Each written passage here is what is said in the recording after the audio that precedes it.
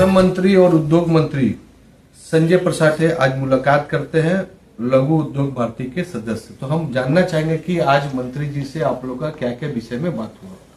जी, मैं ज्ञानचंद जायसवाल, जिला अध्यक्ष सरायकेला लघु उद्योग भारती से, और ये उम्मीद के साथ आए हुए हैं माननीय मंत्री जी के पास कि आज एक बहुत बड़ी त्रासदी से हम लोग जूझ रहे हैं। औद्योगिक नगरी ही पूरा जूझ रही है कि एक एक चीजों का टैक्स दो बार हम लोगों को दिया जाए, जिसका हम लोग पुरजोर विरोध कर रहे हैं। जैसा कि आप लोग पहले पूर्व में भी पढ़ चुके होंगे, मीडिया के द्वारा, मीडिया बंधुओं द्वारा भी जानकारी होगी आपको कि एक टैक्स को, होल्डिंग टैक्स जो जायदाद हम लोगों को लीज पे दिया जाता है, वो अब नगर निगम उस पर अपना दावा अलग से पेश कर रही है।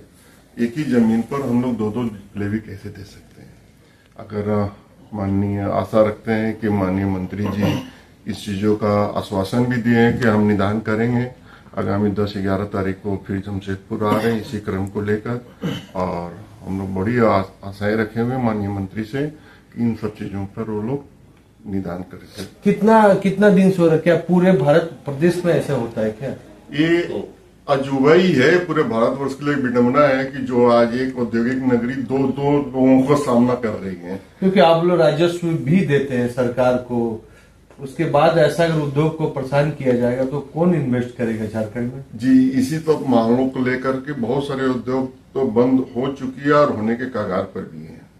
इन सब चीजों को लेकर काफी सारे समस्याएं जो हमारे डिपार्टमेंटल हो, चाहे लीगलिटीज में हो, सभी जगह से हम लोग परेशानियों का सामना भी कर रहे हैं। ऊपर से अभी नगर निगम वाली मुद्दा जो है, और तो और रोड व्यवस्था, लाइट व्यवस्था, यहाँ तक कि अभी आप चले जाएंगे तो आपको लगेगा कि किसी हम गांव या देहात में आए हुए हैं, जो डर लगती है, अकेला पैदल नहीं चल सकता। अगर चल कर देखा जाए तो आज आप चलने में भयभीत हो जाएंगे तो लोग आपको आशंकित महसूस कर रहे हैं कि हम कैसे अपने फैक्ट्री से घर की ओर पहुंचे हैं। इस तरह की घटनाएं काफी हो चुकी है। गड्ढे हैं, रोड नाम की चीज नहीं रह गई है, लाइट की व्यवस्था नहीं है, और ज्यादा पे जाकर हम लोग जब बात करते हैं तो कहते हैं कि भाई हम लोग यहाँ पे कुछ नहीं कर सकते, जस्ट एक पोस्ट ऑफिस है, आप कुछ भी लिख कर देंगे तो हम राज्य कार्यालय में इसको आगे फॉरवर्ड कर सकते हैं। कितना दिन से प्रॉब्लम हो रहा है? कब तक, क्यों आप लोग झेल रहे थे? ये कई वर्षों से है, और आदित्यपुर औद्योगिक क्षेत्र जियाडा का गठन आइडा के रूप में पहले किया गया था, जिसका पूरा नाम था Adityapur industrial area development authority. लेकिन हम लोग ऐसा महसूस करते हैं कि वहाँ डेवलपमेंट के नाम पे कुछ भी नहीं है, सिर्फ शोषण किया जा रहा है। कई तरह का टैक्स लगाना, लोगों को नोटिस करना, और जो मूलभूत सुविधा उद्योगों के लिए होना चाहिए उसका भरपूर अभाव है। और वैसे भी भयानक मंदी के दौर में उद्योग बहुत ही आर्थिक और काम के चलते बहुत ही परेशानी हो रहा है। और इस परिस्थिति में नगर निगम के द्वारा एक ही काम के लिए दो जगह टैक्स मांगा जा रहा है, जो कि हम लोग शुरू से आइडा को रेंट और लेवी के रूप में पहले से देते आए हैं। और अब नगर निगम बोलती है कि हमको वहां पर होल्डिंग टैक्स चाहिए, जबकि नगर निगम उस क्षेत्र में कहीं एक झाड़ू भी नहीं लगवाती है, कोई सुविधा नगर निगम की तरफ से नहीं है। और टैक्स जो है 26 रुपये स्क्वायर फीट के हिसाब से पिछले कई वर्षों से जोड़ करके लोगों को नोटिस दिया गया। अभी 60 लोगों को और 850 लोगों को नोटिस देने का तैयारी चल रहा है। तो हम लोग इस लघु उद्योग भारती, जो भारत की सबसे बड़ी औद्योगिक संस्था है उद्यमियों का, हम इसके बैनर के तले हम इसका पुरजोर विरोध करते हैं। मंत्री जी से आग्रह किए हैं, बहुत ही पॉजिटिव जवाब मिला है। अगर जल्दी ही कुछ समाधान निकलेगा तो ठीक है, नहीं तो हम लोग कोर्ट भी जाएंगे। एक बात और हम कहना चाहेंगे इसमें कि औद्योगिक दृष्टिकोण से पूरे भारत में ये बहुत ही महत्वपूर्ण जगह है।